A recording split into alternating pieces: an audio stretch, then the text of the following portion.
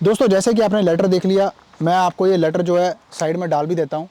तो मैं आपको बताना चाहूँगा ये रिफ्यूज़ल का रीज़न क्या कहता है। पहली चीज़ ये कहता है कि जो लेबर अप्रूवल है वो नहीं है कंपनी का। एम्प्लॉयर ने बोल दिया है कि डाल दिया है और लेबर अप्रूवल आ गया है, आपको हमने शो किया है, लेकिन एनवीआईएस सिस्टम के अंदर या फिर मिनिस्ट्री के अंदर अप्रूवल नहीं शो कर रहा उस कंपनी का। अब आप बोलेंगे कि क्या हरी भाई मतलब कंपनी फ्रॉड हो गई या ऐसा कुछ होगा तभी तो नहीं आया। ऐसा नहीं है दोस्तों, थम जाओ। अब मैं आपको ना एक बहुत ही क्लियर रीजन दूंगा कि स्लोवाकिया के अंदर आज की डेट में वर्क वीजा क्यों अप्रूव नहीं हो रहे हैं। बहुत सारे एम्प्लॉयर, बहुत पुरानी कंपनी, इवन तो आप मेरे डिस्क्रिप्शन में जाकर चेक करेंगे, मैंने ऐसी एकदम फैंटास्टिक कंपनी डाल रखी है DAVAR.SK। ये कंपनी एकदम फैंटास्टिक है, इसमें वीजाज भी रिसीव हुए हैं। ये बाय द वे हमारा कैंडिडेट नहीं था, तो इन्होंने हमें रीच आउट किया। मैं पूरी स्टोरी आपको एक्सप्लेन करूंगा दोस्तों। उससे पहले अगर आप बिल्कुल नए हमारे चैनल पे तो लाइक कीजिए, सब्सक्राइब करके बेल आइकन जरूर दबाइए और शेयर कीजिए। और साथ में मेरे साथ में कोई भी पर्सनल कंसल्टेशन लेने के लिए वर्क वीजा के रिगार्डिंग आप यहाँ पे क्लिक कर सकते हैं। एक कॉल बना के आप जो है अपना टाइम जोन के अनुसार गूगल मीटिंग ऐप पर ज्वाइन कर सकते हैं और हम उसके बारे में चर्चा करेंगे कैसे आपका आगे काम बनेगा।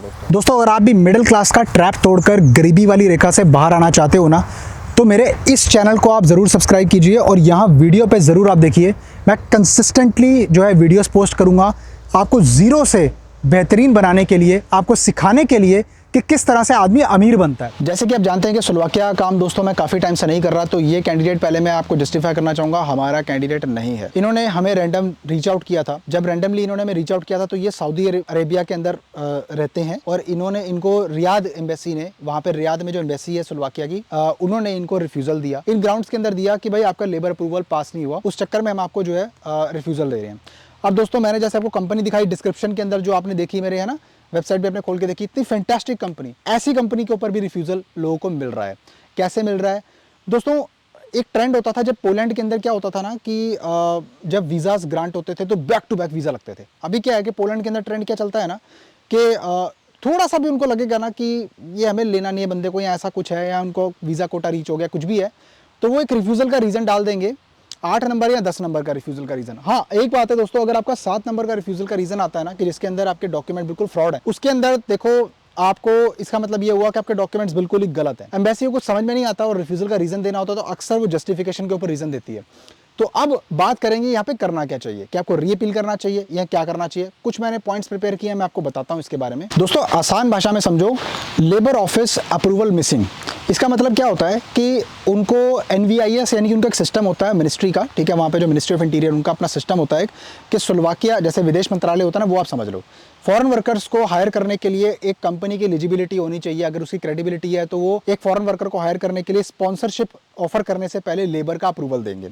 यानी कि उनको ये फाइंड आउट करना पड़ता है कि उनके आसपास मतलब कोई भी स्लोवाकिया का सिटीजन, वहाँ का खुद का नागरिक अवेलेबल नहीं है, तो इस वैकेंसी को फुलफिल करने के लिए यहाँ वो काम करना नहीं चाहता। तो इसीलिए ये वैकेंसी एडवर्टाइज की गई थी 40-45 दिन के लिए या उससे भी ज़्यादा, और बंदा मिला नहीं। और ऑल्टरनेटिवली हमें किसी ने कॉन्टैक्ट किया और हमें ये बंदा मिल गया, वो भी थर्ड कंट्री नेशनल, यानी कि इंडिया से उन्हें थर्ड कंट्री नेशनल बोला जाता है, यानी कि वो तीसरी कंट्री वाले लोग, यूरोप से नहीं हैं जो लोग, ठीक है। तो इसके अंदर क्या है कि जो लोग आना चाहते हैं वो पहले एम्प्लॉयर उनकी पूरी जस्टिफिकेशन जो है शो कर देगा, मिनिस्ट्री को शो करेगा, और उसके बाद में मिनिस्ट्री से अप्रूवल लेता है, उसको बोलते हैं लेबर अप्रूवल। यानी कि कंपनी का कोटा हायर करने का और साथ में एम्प्लॉई को बुलाने का कोटा है, और उनको जॉब कॉन्ट्रैक्ट दिया है प्रॉपर तरीके से, फिर उसके बाद में सुगलास लेटर आती है, ठीक है, और साथ ही साथ आपका लेबर अप्रूवल पास हो जाता है। उसका लेटर होता है, कई बार एम्प्लॉयर दे देता है और कई बार बोल देता है कि भाई आपको दे भी दिया, और कई बार ऐसा भी होता है कि सिस्टम में रिफ्लेक्ट भी होता है, लेकिन फिर भी बहुत सारी कंपनीज रिफ्यूजल खा रही हैं इस चीज़ के ऊपर ना, उनकी क्रेडिबिलिटी भी हिट हो रही है दोस्तों। और ये सारा जो है ना, ये मेजोरिटी है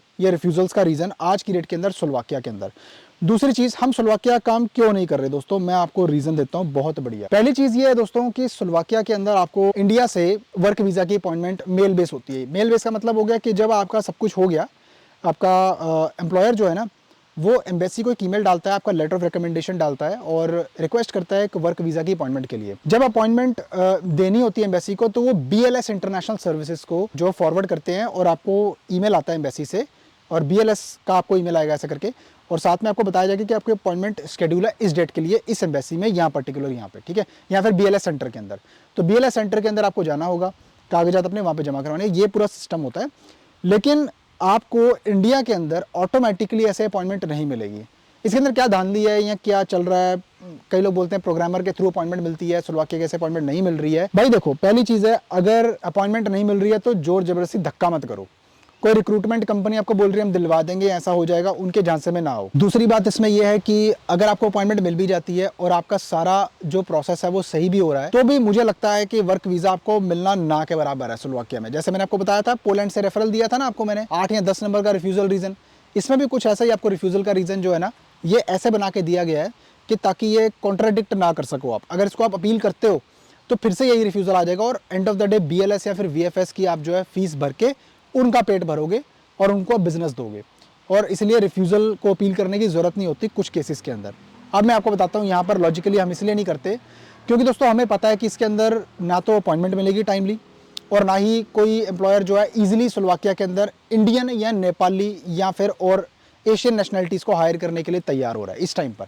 इसलिए सबसे बड़ा कारण यही है क्योंकि वो छोटा सा कंट्री है, वो ज़्यादा बड़ा कंट्री नहीं है, और वहाँ पर इस कदर अगर कोई बंदा चले जाता है काम करने के लिए तो काफ़ी ज़्यादा सख्ताई से पेश आ जाता है। हाल ही में मेरी एक कैंडिडेट से बात हो रही थी, फीमेल है वो, उनसे बात हो रही थी, और वो स्लोवाकिया के अंदर जॉब करते हैं, और बहुत सारे लोग रिलेट करेंगे जो स्लोवाकिया के अंदर काम करते हैं, उनको इतना ज़्यादा परेशान करते हैं वर्किंग आवर्स के अंदर, 8 घंटे की शिफ्ट में इतना प्रेशर करते हैं उनको, इतना परेशान करते हैं, इट्स लाइक ऐसा फील होता है कि रेसिज्म सच में एग्जिस्ट करता है। तो इसीलिए मैं आपको ये बात समझाने के लिए मेरा मतलब ये है कि वो लोग चाहते नहीं है कि उनकी कंट्री में जो है बंदे आएँ। ऑल्दो गवर्नमेंट ने ऐसी स्कीम्स चला रखी हैं, अब 100 तरह की स्कीम्स तो हमारी कंट्री में भी आधे से ज़्यादा लोगों को पता भी नहीं होंगी, मेरे से बहुत सारे लोग सहमत होंगे जिनको आज तक ये भी नहीं पता होगा कि हाँ इंडियन गवर्नमेंट भी लोन देती है। मुझे खुद पता लगा अभी कुछ टाइम पहले जब मैंने पढ़ा कि भाई मुद्रा लोन टाइप की कुछ चीज़ होती है, मेरे को सच में नहीं मालूम है ना। तो जोक्स अपार्ट, और ऐसी चीज़ें जो है स्लोवाकिया के अंदर भी हैं, और हर कोई कंट्री है उसके अंदर हैं जहाँ पर आपको पता नहीं होता, और वहाँ पे लोगों के अंदर अलग एक गुस्सा भरा हुआ है। जो एम्प्लॉयर है वो भी हायर करने के लिए तैयार नहीं है, लेकिन गवर्नमेंट ने एक कोटा निकाल रखा है जो स्पॉन्सर कर सकते हैं, लेकिन वो सिस्टम इस समय जो है मैं यही बोलूँगा कि स्लोवाकिया में आप अप्लाई ना करें। ये बनाने का वीडियो मेरा मकसद यही था, डिटेल में आपको एक्सप्लेन करूं। तो ये जो जस्टिफिकेशन का रीजन है मैंने आपको अच्छे से एक्सप्लेन कर दिया। बाकी अगर कोई भी एजेंट आपको बोल रहा है कुछ भी स्लोवाकिया में अप्लाई कर देंगे, ऐसा कर देंगे, तो बी वेरी केयरफुल, अपना समय और अपना कीमती पैसा बर्बाद ना करो सिर्फ एक टर्निंग पॉइंट के चक्कर के अंदर। अगर आपको नहीं मालूम तो आप हमारे साथ में एक कंसल्टेशन ले सकते हैं जिसके अंदर आपको प्रॉपर तरीके से गाइड किया जाएगा, और मैं आपको पर्सनली बताऊंगा कि क्या आपके लिए आपकी प्रोफाइल के हिसाब से सही बैठेगा। अगर मैं ये बोलता हूं कईयों को कि भाई शेंगन कंट्री आपके लिए सूटेबल नहीं है, आपकी प्रोफाइल के हिसाब से आपको वीज़ा नहीं मिलेगा, तो बुरा मत माना करो भाई, क्योंकि शेंगन कंट्रीज़ के अंदर आज की डेट में वो ज़माना नहीं रहा कि भाई वीज़ा लो, एंट्री ईजी हो गई, चलो जी PR मिल जाएगी। ऐसा नहीं होता दोस्तों। इस माइंडसेट के साथ में यूरोप कभी मत अप्लाई करना, चाहे जो मर्जी जितना मर्जी कोई जेन्युइन एजेंट काम कर रहा हो। बाकी वीडियो में कंटेंट आपको अच्छा लगा दोस्तों, लाइक करके सब्सक्राइब करना और शेयर करनी है, बेल आइकन जरूर दबाना है, और मैं मिलता हूं आपको फिर किसी और शानदार कंटेंट के अंदर। तब तक के लिए नमस्कार।